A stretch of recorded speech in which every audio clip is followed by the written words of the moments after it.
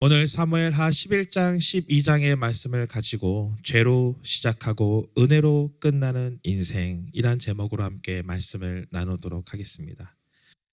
여러분 혹시 비행기를 타시면서 이런 생각을 한번 해보신 적 있습니까? 비행기가 떠오르면 창문으로 이렇게 화면이 이렇게 지나가지 않습니까? 그런데 이런 생각을 한번 해봅니다. 만약 갑자기 창문이 떨어져 나가면 어떻게 될까? 그런 상상 곧잘 하시죠? 상상만 해도 아찔합니다. 그런데 이것이 실제로 일어난 사건이 있습니다.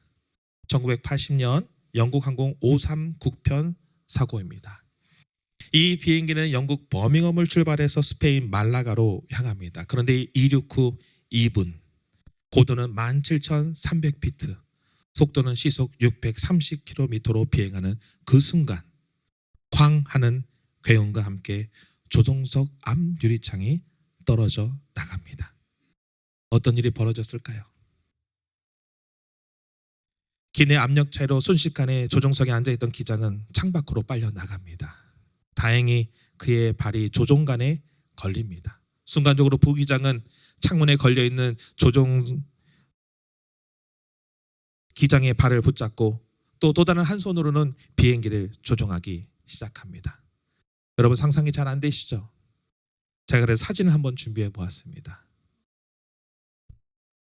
보통 우리가 재연 프로그램 같은 거 나올 때 방영됐던 사진입니다.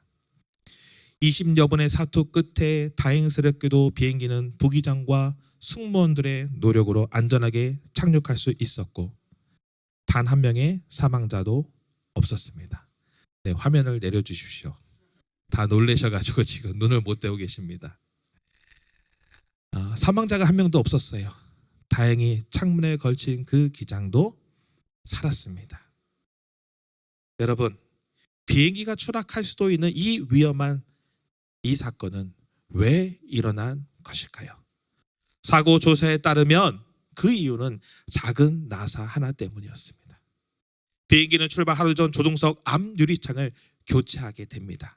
숙련되고 성실한 정비사는 작업을 시작합니다. 유리창을 고정하는데 약 90개의 나사가 사용돼요. 그래서 이 정비사는 나사 번호를 일일이 확인하지 않고 눈으로 하나하나 비교해 가면서 비슷한 것들을 사용합니다.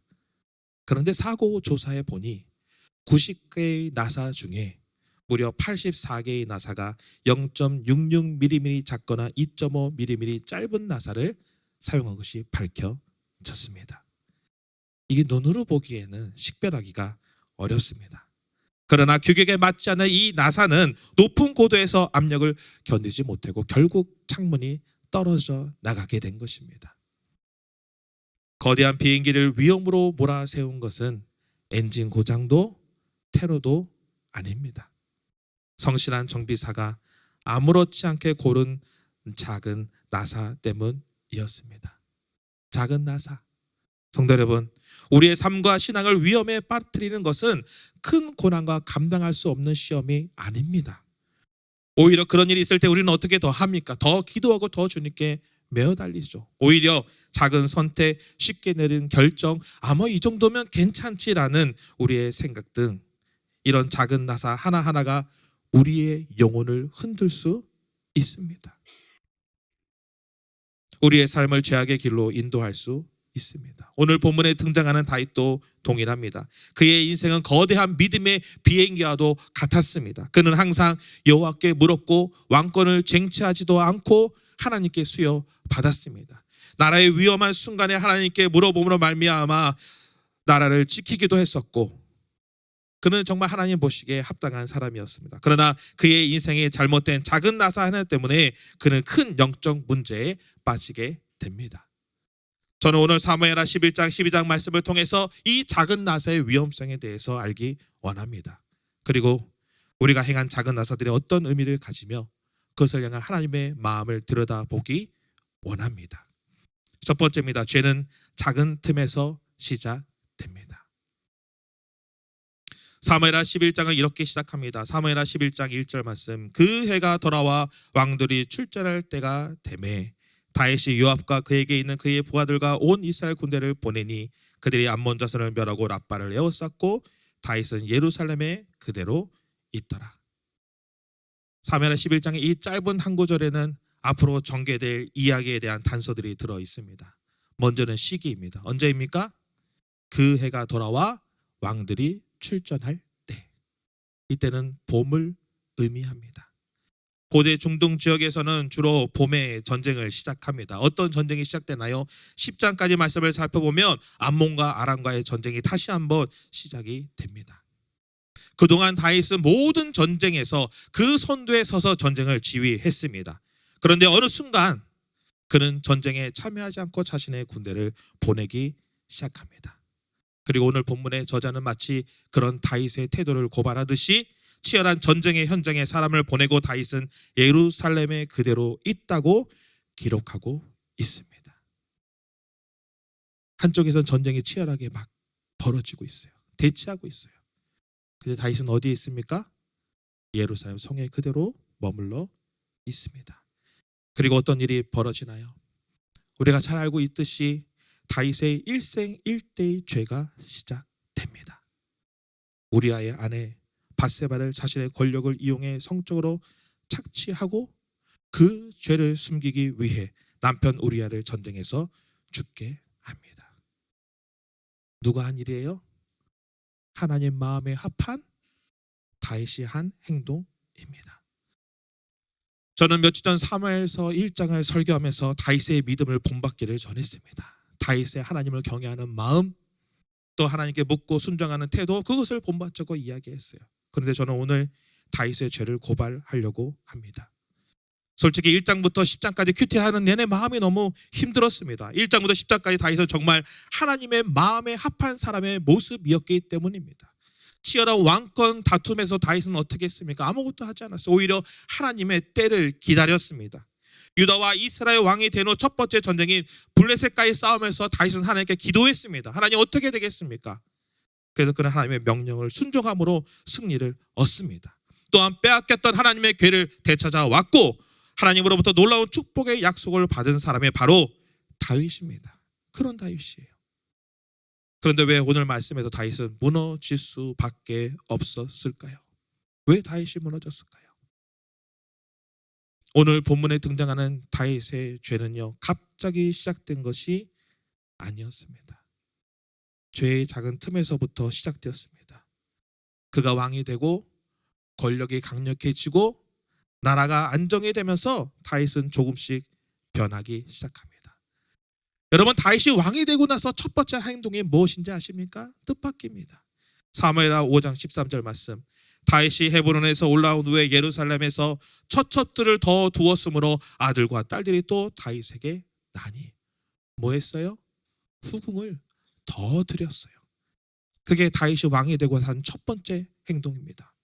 왕이 첩을 많이 두는 것은 시대적으로 당연한 일입니다. 권력을 가졌기에 많은 여자들을 소유할 수 있었습니다. 그리고 고대 사회는 사람이 자원이잖아요. 그렇죠?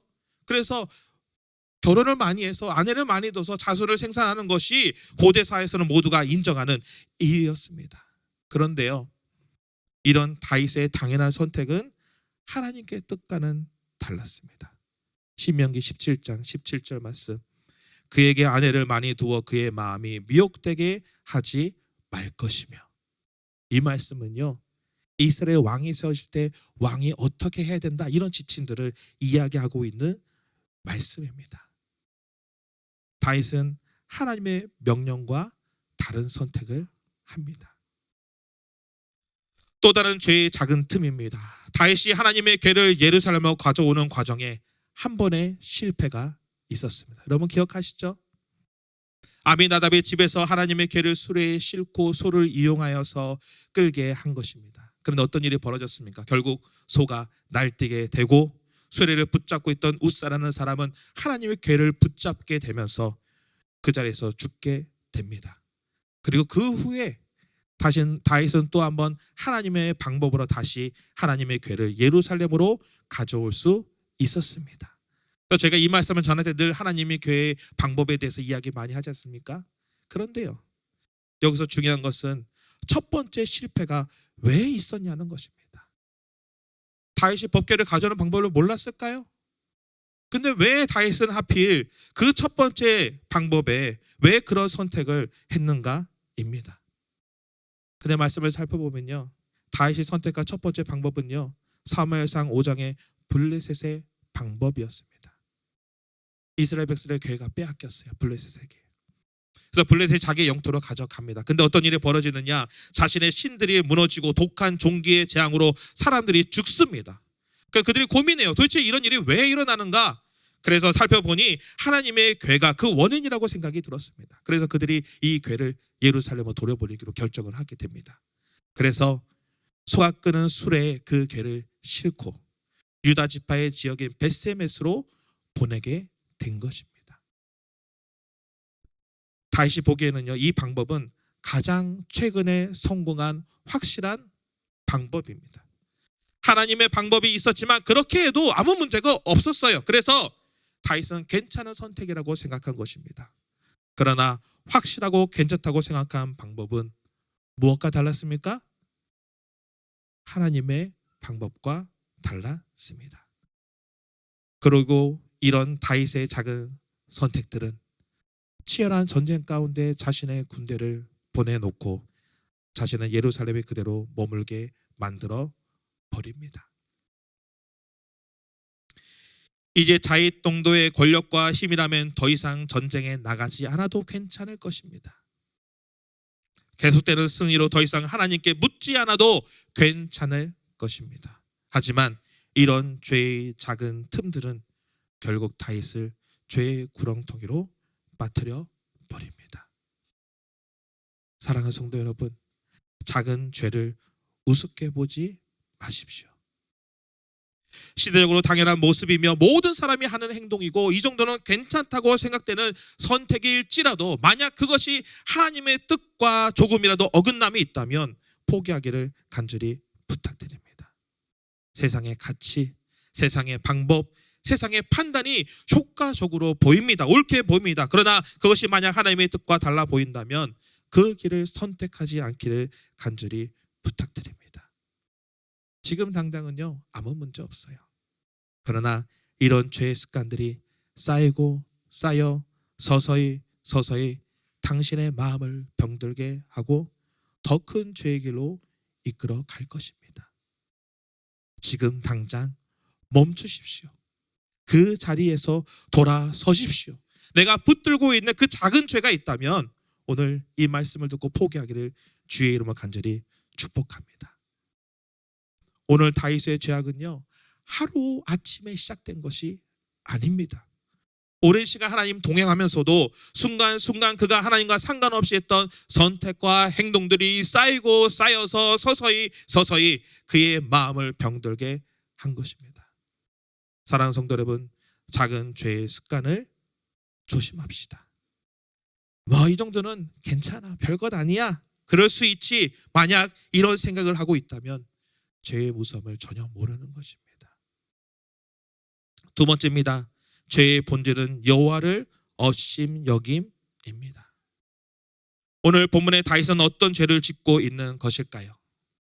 남편에 있는 여자를 권력으로 빼앗은 것, 그것을 숨기기 위해 그녀의 남편을 죽음으로 내몬 것, 다윗의 죄가 그뿐인가요?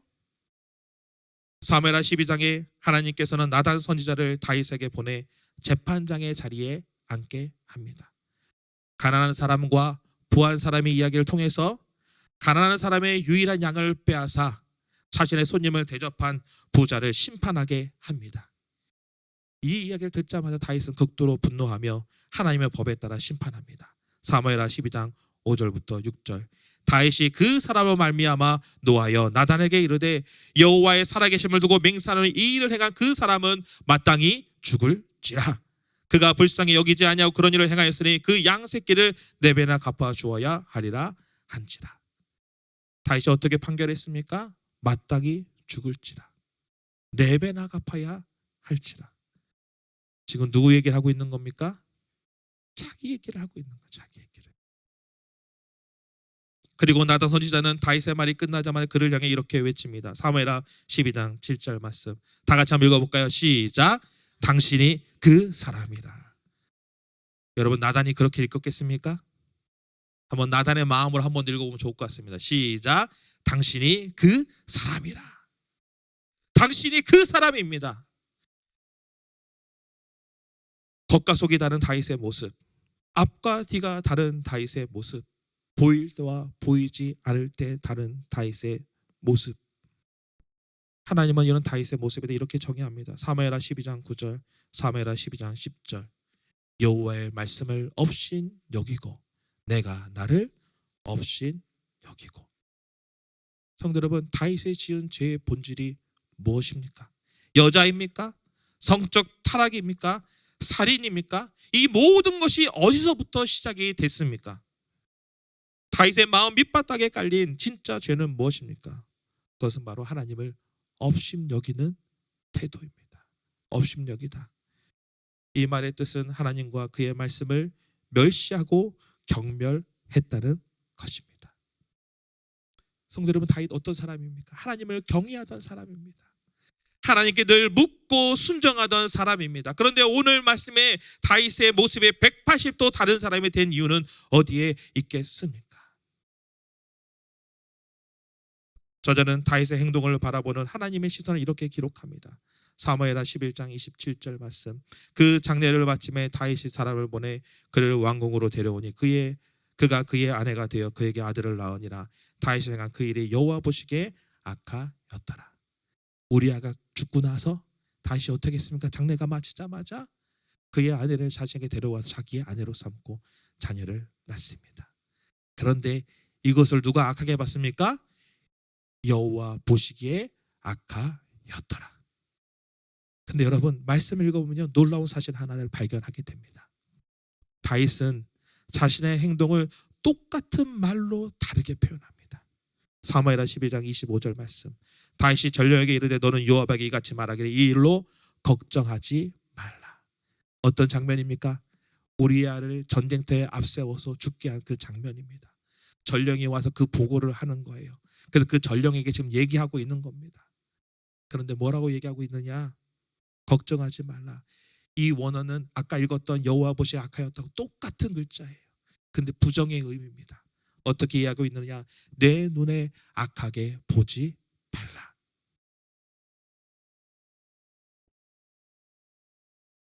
하나님은 다윗의 행동을 악하게 봤습니다. 그런데 다윗은 어떻게 보고 있습니까? 자신을 악하게 보지 않습니다. 하나님은 다윗을 잘못되었다고 말씀하십니다. 그러나 다윗은 괜찮다고 말합니다. 과거에 다윗은 어떤 모습이었느냐? 하나님이 자신의 삶의 주인이 되었고 자기의 인생을 하나님께 드렸어요. 그런데 오늘 말씀에 보면 이제는 하나님이 아니라 자신의 인생의 주인이 되어 버렸습니다. 하나님보다 높아졌고 하나님을 위해서 내려다보고 있는 거예요. 이것이 경멸이고 멸시입니다. 여러분, 큐티하면서 이런 생각하지 않았습니까? 아이고, 나는 다윗보다는 괜찮네, 이런 생각했을지 모르겠어요. 그러나 내가 주인 되어서 선택한 작은 그 어떤 선택일지라도, 만약 그것이 내가 주인 되어서 선택한 것이라면 그것은 하나님과 그의 말씀을 경멸하고 멸시한 것입니다. 내가 성경에 기록되어 있는 그 어떤 말씀일지라도 내가 지키고 행하지 않았다면 그것은 곧 하나님과 그의 말씀을 경멸하고 멸시한 것입니다. 난 좀 괜찮지라는 생각을 하였다면 그 자체가 하나님과 그의 말씀을 경멸하고 멸시한 것입니다. 이 세상에 괜찮은 사람이 어디에 있겠습니까? 성도 여러분, 하나님을 두려워하는 사람이라면 죄도 두려워해야 할 줄 믿습니다. 하나님의 크심을 알고 그의 능력에 압도되는 성도라면 죄의 강력과 힘을 알고 그것을 경계해야 될 줄 믿습니다. 죄는요, 단순히 잘못된 행동이 아닙니다. 거짓말하고 남을 속이고 남에게 피해를 주고 이것이 죄가 아니에요. 하나님을 멸시하고 경멸하는 태도에서 비롯된다는 것을 우리가 깨닫기를 주의 이름으로 간절히 소망합니다. 솔직히 이 죄의 문제에서 가장 쉽게 노출되는 사람은 제 자신입니다. 늘 성경을 보고 연구하던 이유로 말씀을 나를 비추는 거울이 아니라 사람을 평가하는 잣대로 잘 사용합니다. 믿음이 있네 없네, 신앙이 있네 없네, 저건 저래서 잘못되었고 그건 그래서 잘못되었고, 얼마나 논쟁을 좋아하는지. 제가 부부싸움에 말싸움을 져본 적이 없습니다. 겉으로는 하나님을 사랑하는 것 보이지만 실제로는 하나님보다 내 의와 기준이 앞서 있을 때가 너무나 많습니다. 여러분들은 어떻습니까? 하나님의 말씀을 나를 비추는 거울로 사용하십니까? 아니면 남을 평가하는 잣대로 사용하고 계십니까? 말씀 앞에서 내가 깨지고 있습니까? 아니면 말씀으로 다른 사람을 깨트리고 있습니까? 사랑하는 성도 여러분, 신앙생활을 하면서 말씀의 주인 되신 하나님을 밀어낼 수도 있습니다. 예배를 드리면서도 하나님을 업신여기고 봉사를 하면서도 하나님을 멸시할 수 있습니다. 왜냐하면 죄의 본질은 우리의 행동이 아니라 하나님보다 내가 중심이 되는 태도이기 때문입니다. 우리가 두려워야 할 것은요, 잘못된 행동이 아닙니다. 하나님 없어도 괜찮다고 여기는 우리의 마음인 것입니다. 여러분, 우리의 마음을 가만히 한번 들여다보기를 원합니다. 다윗은요, 하나님의 선택한 왕이었고 하나님의 마음에 합당한 사람이었어요.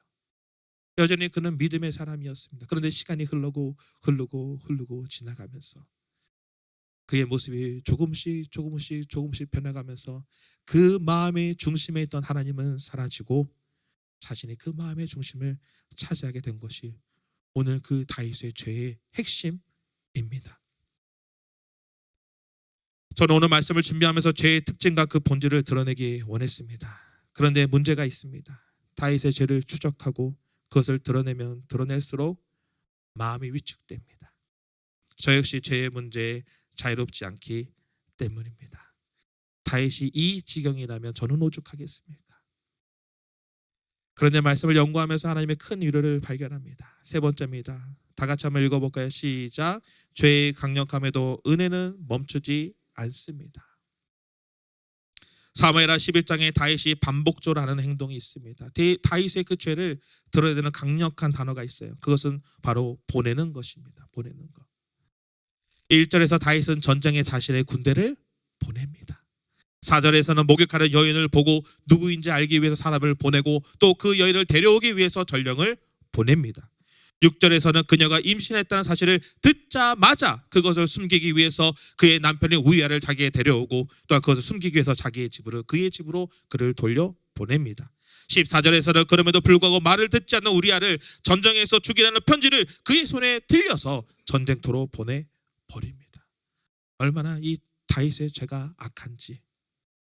11장에서는 하나님의 모습은 찾아볼 수가 없고 다윗의 모습 마치 비탈길을 브레이크 없이 내달리는 자동차처럼 점점 더 빠르고 거칠게 밑바닥을 향해서 내려갑니다.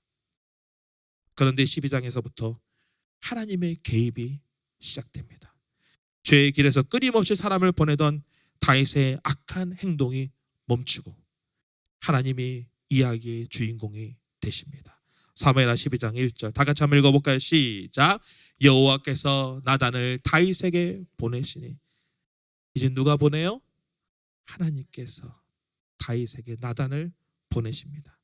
사무엘서를 처음 읽는 독자라면 이 장면을 읽을 때 이런 생각이 들었을 거예요. 이제 다윗은 끝났구나. 하나님의 심판이 이어지는구나. 권성지각이 실현되는구나. 사울처럼 다윗도 망하겠구나. 실제로 12장 말씀을 읽어보면 하나님의 심판이 선포됩니다. 하지만 하나님의 목적은요, 심판이 아닙니다. 그를 다시 하나님의 은혜의 자리로 부르는 초청인 줄 믿습니다. 그때 다윗이 어떻게 고백합니까? 사무엘하 12장 13절 말씀. 다윗이 나단에게 이르되 내가 여호와께 죄를 범하였노라 하매. 다윗은 나단을 통해 죄를 직면하게 됩니다. 그리고 즉각적으로 자신의 죄를 고백합니다. 변명하지 않고 합리화하지 않고 책임을 누군가에게 돌리지 않고 자신의 죄를 하나님 앞에 고백합니다. 그때 나단이 이렇게 선언합니다. 사무엘하 12장 13절 말씀. 다윗이 나단에게 말하되 여호와께서도 당신의 죄를 사하셨나니. 용서했다는 이야기죠. 그런데요, 이 사하셨다는 이 히브리어 단어의 뜻은요, 지나가게 하다, 넘기다, 옮겨버리다는 뜻입니다. 직역하면 이래요. 여호와께서 당신의 죄를 지나가게 하셨다. 여호와께서 당신의 죄를 지나가게 하셨다. 옮기셨다. 오늘 이렇게 나단이 다윗에게 이야기하고 있는 것입니다. 이 말은 하나님의 죄를 그냥 없애버렸다는 말씀은 아닙니다. 죄의 대가는 반드시 치러야 돼요. 다윗이 지은 그 죄의 대가를 반드시 치러야 돼요. 그런데 하나님이 다윗의 그 죄를 옮기셨다는 거예요. 대신 해결했다는 거예요. 그리고 그는 용서받습니다. 이 말씀을 계속 읽다 보니까요, 한 사람이 떠오릅니다. 그것은 바로 없어지지 않고 없앨 수도 없는 나의 죄를 대신 지신 분, 나의 죄가 옮겨간 분, 누굽니까? 바로 예수 그리스도입니다. 하나님은요, 오늘 다윗의 죄를 무시해 버리신 분이 아니에요. 그의 죄를 대신 해결하신 것입니다. 동일하게 하나님은 자유할 수 없는 나의 죄를, 우리의 죄를, 벗어날 수 없는 나의 죄를 예수님을 통해서 대신 해결하신 줄 믿습니다. 성도 여러분, 우리는 날마다 죄를 짓습니다. 죄의 영향에서 벗어날 수 없습니다. 죄를 짓지 않는 사람은 아무도 없습니다. 죄는 너무나도 강력해요. 그래서 우리는 어떻게 됩니까? 죄에서 벗어날 수 없는 나 자신의 모습을 바라보면서 좌절합니다. 그러나 죄가 강력한 만큼 하나님의 은혜가 더 크다는 사실을 깨닫기를 바랍니다. 그리고 하나님은요, 저와 여러분의 죄를 드러내실 거예요. 드러내실 거예요. 말씀을 통해, 사람을 통해, 환경을 통해 죄를 더 드러내실 것입니다. 그 순간 우리가 해야 될 일은 죄가 드러나는 것을 두려워하지 않고 그 죄를 직면하고 주님 앞에서 고백하는 것입니다. 어떻게 고백해야 됩니까? 내가 여호와께 죄를 범하였습니다. 내가 여호와께 죄를 범하였습니다. 내가 여호와께 죄를 범하였습니다. 이것이 크신 하나님의 은혜의 자리로 나아가는 첫 단추인 줄 믿습니다. 어떤 분들은 죄를 짓지 않기 위해서 발버둥칩니다. 온갖 노력을 다합니다. 제가 신학교 다닐 때만 해도 그때는 정말 제가 믿음이 뜨거웠나 봐요. 제가 하루 종일 입술로 죄를 범하지 않겠다고 며칠 동안 말을 하지 않은 적도 있습니다. 쉽지 않습니다. 죄를 짓지 않는 것도 중요합니다. 안 지을 수 있으면 참 좋죠. 근데 그게 가능합니까? 더 중요한 것이 있습니다. 그것은 바로 다시 돌아가는 것입니다. 죄의 길에 들어섰더라도 하나님의 책망의 은혜의 길로 돌아가는 것입니다. 내 말과 행동이 죄로 더럽혀졌어도 그것을 깨닫는 순간 어떻게 됩니까? 다시 주님께로 돌아가는 것입니다. 오래전 함께 신앙생활했던 동역자 한 분이 있습니다. 기도를 정말 많이 하시는 분이에요. 그런데 그분이 관계에 시험에 들자 표정과 말투가 바뀌어 버렸습니다. 저하고는 상관없는 일인데 대화를 할 때마다 말이 너무 뾰족한 거예요. 너무 힘들었어요. 처음에는 실망했습니다. 그동안 그분이 보여준 신앙과 기도는 도대체 무엇인가? 이런 생각이 들었어요. 그런데 몇 주가 지나고 나서 그분이 저를 찾아와서 사과를 하셨습니다. 목사님, 저의 모습 때문에 많이 실망하셨죠? 죄송합니다. 용서를 구합니다. 사랑하는 성도 여러분, 이것이 바로 신앙 아닐까요? 저는 이게 믿음이라고 봅니다. 죄를 짓지 않는 게 믿음이 아니고 내가 늘 깨끗하고 거룩하고 늘 믿음에 충만한 그런 모습이 그게 믿음이 아니고 때로는 넘어지고 실패하고 죄 가운데 있더라도 그것을 깨닫게 되는 그 순간 주님, 내가 하나님 앞에 죄를 범하였나이다. 내가 다시 주님의 그 은혜의 자리로 나아가겠습니다. 그것이 바로 믿음이고 신앙인 줄 믿습니다. 저는 그분의 고백을 통해서 그분을 더 존경하고 사랑하게 되었습니다. 말씀의 결론을 맺겠습니다. 처음부터 큰 죄를 짓는 사람은 없습니다. 처음부터 잘못된 사람도 없습니다. 그러나 믿음이 있음에도 불구하고 아무렇지도 않게 했던 나의 작은 죄의 습관이 우리를 더 크고 강력한 죄의 길로 들어서게 합니다. 또한 죄는 강력합니다. 죄는요, 단순히 잘못된 행동이 아닙니다. 그 근원을 깊숙이 들여다보면 그 가운데 하나님과 그의 말씀을 경멸하고 멸시하는 태도가 있다는 것을 우리는 알아야 합니다. 그러나 이 죄가 아무리 크고 강력할지라도 우리가 기억해야 되는 것은 놀라운 하나님의 은혜가 내가 그 지은 죄보다 더 크다는 사실입니다. 하나님은 죄 가운데 있는 우리를 은혜의 자리로 초청하십니다. 그리고 죄를 직면하고 고백하는 성도들을 예수 그리스도의 그 십자가를 통해서 용서하여 주신 줄 믿습니다. 이것이 복음입니다. 이것이 은혜입니다. 사랑하는 성도 여러분, 사무엘 저자는 왜 11장과 12장에 하나님의 마음에 합한 이 다윗의 이 큰 죄를 왜 이렇게 세세하게 기록하고 있을까요? 그 말씀을 통해서 우리에게 원하는 것이 무엇이겠습니까? 그것은 바로 오늘 말씀을 통해 그 죄의 특징과 그 위험성을 깨닫고 우리로 하여금 하나님의 은혜의 자리를 사모하게 인도하는 줄 믿습니다. 고난주간과 부활주일이 다가오고 있습니다. 여러분, 이 한 달을 어떻게 보내시겠습니까? 오늘 다윗의 말씀을 묵상하면서 우리를 돌아다보기 원합니다. 그리고 이 한 달 더 그 하나님의 은혜의 자리에 나가는, 그 십자가의 자리에 나가는 우리 센텀 영역의 모든 성도가 되기를 주의 이름으로 간절히 축복합니다.